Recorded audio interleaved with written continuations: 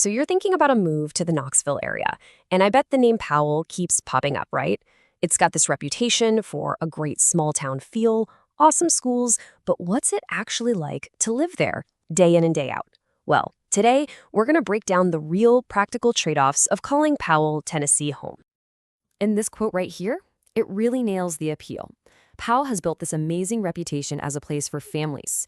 It pulls people in with fantastic schools like Powell High School, a real tight-knit community spirit, and, let's be honest, home prices that are way more approachable than, say, West Knoxville. It's selling that perfect suburban dream. But there's always more to the story, isn't there? Because here's the thing, no place is perfect. Not one. So behind that beautiful picture, there's a set of real-world compromises. What are the hidden costs? The little daily frustrations, the lifestyle shifts you might not see coming? That is exactly what we are here to dig into. Okay, first things first, let's talk about Powell's popularity problem.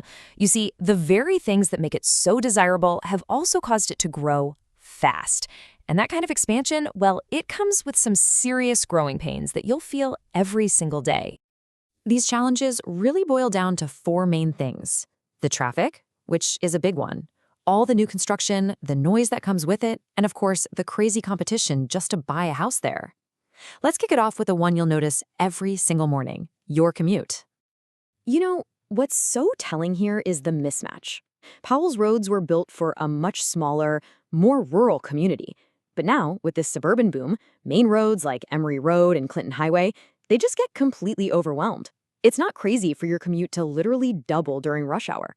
And since there's hardly any public transit, you are pretty much stuck in your car. All right, next step. How does all this growth actually affect your day-to-day life? This is that classic suburban battle, right? Convenience versus character. So what you get in Powell is that comfortable suburban life, but the trade-off is a lack of spontaneity. You're not going to find a buzzing nightlife scene. You can't just, walk downtown for a bite to eat. And some of those public amenities you might just assume are there, they're not. And this little chart just lays it out perfectly. If you're craving a trendy restaurant, a cool bar, or some live music, you're looking at a 15, maybe 20-minute drive into downtown Knoxville or another neighborhood.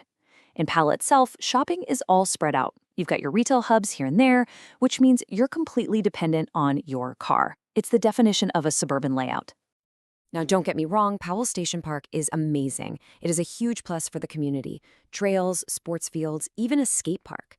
But once you look past the park, you start to notice what's missing. If the kids want to go to a public pool in the summer, or you want to visit a big library, chances are you'll be driving over to neighboring areas like Halls or Karns. Okay, for our last section, let's talk about the thing everyone cares about, money. More specifically, the costs that you don't see on the Zillow listing. You've got to look beyond that sticker price. You see, a huge reason Powell is more affordable is its housing. A ton of the homes were built in the 80s, 90s, and early 2000s. And that's great. They often have bigger lots and mature trees, but they might also have a 25-year-old roof or an HVAC system that's on its last legs. So that lower price tag up front, it might mean you need a serious reno budget on the back end. And just to give you a ballpark, right now in early 2025, the median home price is sitting somewhere in this range. That affordability is what makes the market so hot. But just remember, this number, it's only the beginning. And here's another number to plug into your monthly budget, homeowner's insurance. It's going to run you somewhere between $1,300 and $1,900 a year. And like we just talked about, those older homes in Powell can sometimes mean slightly higher insurance premiums. And here is a very modern-day hidden cost, spotty internet. Because the growth has happened so fast, the infrastructure in some areas just hasn't kept up. So you can find these little pockets with slow or just plain unreliable service. If you work from home, this is an absolute deal breaker. The lesson here is simple.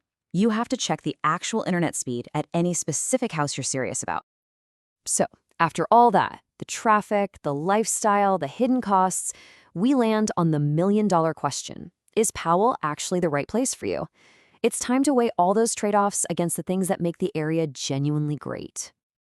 When you really boil it all down, Powell is a fantastic fit for a certain type of person.